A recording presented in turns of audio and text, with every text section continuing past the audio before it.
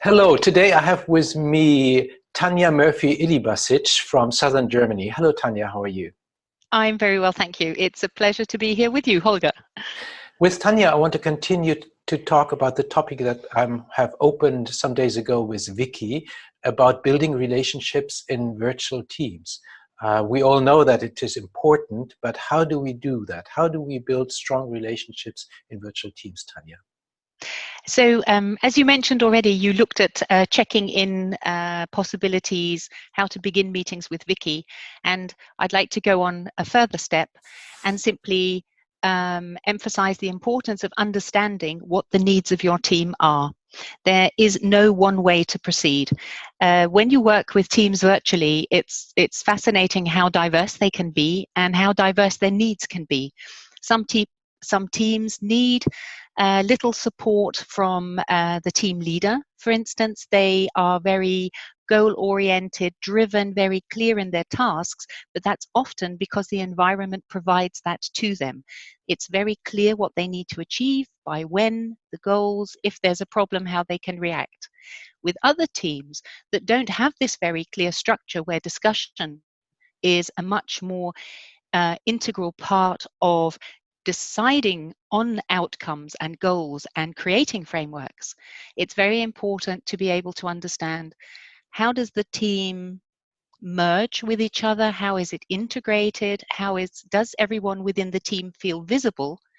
And what level of visibility do they have? And what level of visibility do they want and need?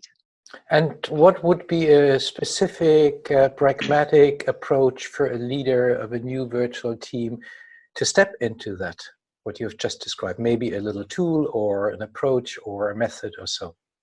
I personally very much like having groups break into very small groups, so using breakout rooms or something, and having a small conversation among several people so that you don't feel you're being put on the spot. I find it's very difficult in a team environment. So, Holger, what's your opinion now? Everyone feels uncomfortable and is just waiting for their turn.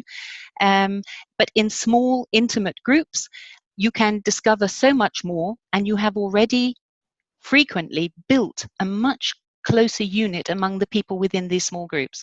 And this is what I would recommend.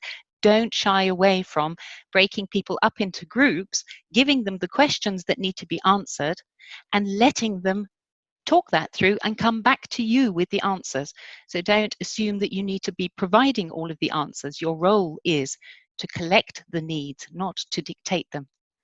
That leads me to one more question, Mhm. and it sounds like then the leader needs to be very much in a facilitation mode or a facilitation role, and I'm not quite sure whether this is always possible. So do you recommend, at least at the beginning of virtual teams, that you have a facilitator at the side, or how do you handle that?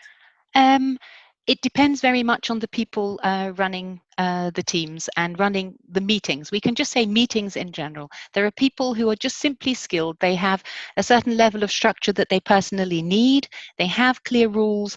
They chair well. They ensure that people can express their views. Others do not dominate the discussions, that the outcomes are clear, actions are clear. There are others who that's not where their skills lie.